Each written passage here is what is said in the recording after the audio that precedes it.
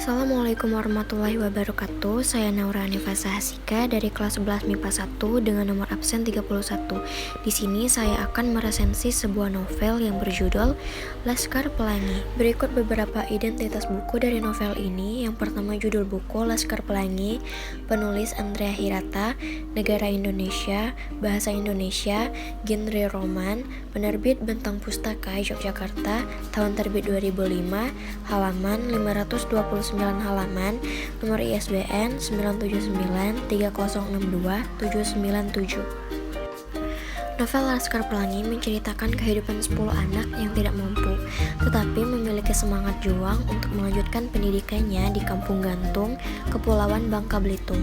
Sebagian besar dari ke-10 anak yang menempuh pendidikan di SD Muhammadiyah Gantung merupakan anak dari para penambang timah di pulau dengan perolehan kekayaan alam timah yang terbesar di dunia. Meski demikian, hal tersebut berbanding terbalik dengan taraf kesejahteraan masyarakat asli di suatu daerah. Realitas itu yang mesti diterima oleh seluruh kalangan, mulai dari anak-anak, para orang tuanya, bahkan masyarakat miskin di daerah setempat. Di balik keterbatasan yang harus mereka hadapi, baik itu dalam bentuk sarana dan prasarana maupun tenaga pendidik, ke-10 anak yang menjadi tokoh utama dalam novel ini tetap mempunyai semangat juang dalam kegiatan pendidikan yang tengah mereka tempuh. Ke-10 anak hebat itu dinamai Laskar Pelangi, diantaranya bernama Ikal, Lintang, Sahara Aulia Fadilah, Mahar Ahlan, Syahdan Nur Aziz, Muhammad Jundullah Gufronur Zaman atau Akyong, Samson atau Borek, Muharram Huday Ahirani, Trapani Ihsan Jamari, dan Harun Adli Ramadan. Setelah waktu berjalan, mereka semua memiliki seorang teman baru, pindahan dari sekolah dasar PN Timah bernama Flo. Kebersamaan dari para anggota dari Laskar Pelangi itu bermula ketika penerimaan siswa dan siswi baru di SD Muhammadiyah Gantung. Ketika penerimaan murid baru terdaftar kurang lebih 9 murid. Akan tetapi, sayangnya kuantitas tersebut tidak mencukupi syarat keberlangsungannya pendidikan di SD Muhammadiyah itu. Bahkan, beberapa waktu sebelum adanya hal tersebut, pemerintah daerah dengan melalui Departemen Pendidikan dan Kebudayaan di Sulawesi Selatan sudah memberikan peringatan pada pihak sekolah dasar Islam tersebut mengenai perencanaan penutupan sekolah yang bisa dikatakan sudah tua itu. Hal tersebut akan direalisasikan bila mana sekolah tidak mampu mencukupi syarat minimal jumlah murid, yaitu paling tidak 10 siswa. Seperti yang sudah dikatakan, bila hal itu terjadi, mau tidak mau ataupun suka tidak suka, sekolah yang bersangkutan tidak diizinkan untuk melakukan kegiatan belajar mengajar.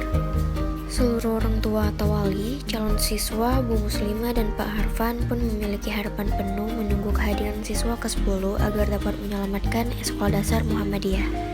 Di detik-detik terakhir, Pak Harfan yang sudah menahan rasa kecewa dalam dirinya bersamaan harus menetapkan keputusan yang amat berat. Namun, di tengah kecewa yang mereka rasakan, datanglah seorang anak yang tampak lebih besar bila dibandingkan dengan anak-anak lainnya. Anak itu tidak sendiri, ia datang bersama ibunya dan ingin mendaftarkan diri sebagai murid baru di sekolah dasar Muhammadiyah tersebut. Murid baru itu yakni Harun Adli Ramadan. Harun mempunyai keterbelakangan mental dan bisa dikatakan berperan dalam menyelamatkan sekolah, seluruh siswa baru sekolah dasar Muhammadiyah Gantung, dan para orang tua atau wali.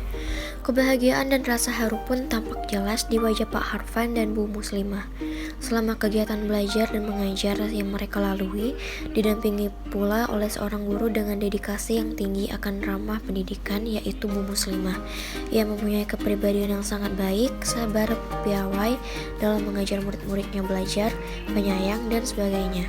Di dalam kisah inilah Bu Muslimah yang telah memberi julukan kepada ke-10 anak tersebut sebagai Laskar Pelangi.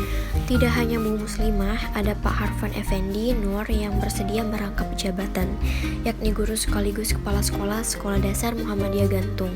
Penyampaian materi ajar yang disampaikan oleh Pak Harfan kerap kali menyelipkan kisah teladan Nabi dan Rasul. Kelebihan dari buku ini adalah terletak dari cara penyampaian bahasa tulis dari Andrea Hirata yang begitu khas dan menarik dengan aksen-aksen Melayunya yang kental serta menggambarkan latar belakang sosial budaya etnis Melayu yang unik serta menarik untuk diceritakan.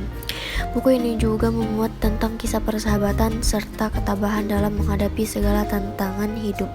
Selain itu, kritik sosial terhadap pemerintah juga sangat jelas digambarkan oleh penulis dengan adanya ketidakmerataan pembangunan di daerah serta absennya pemerintahan dalam perkembangan dunia pendidikan khususnya di daerah terpencil.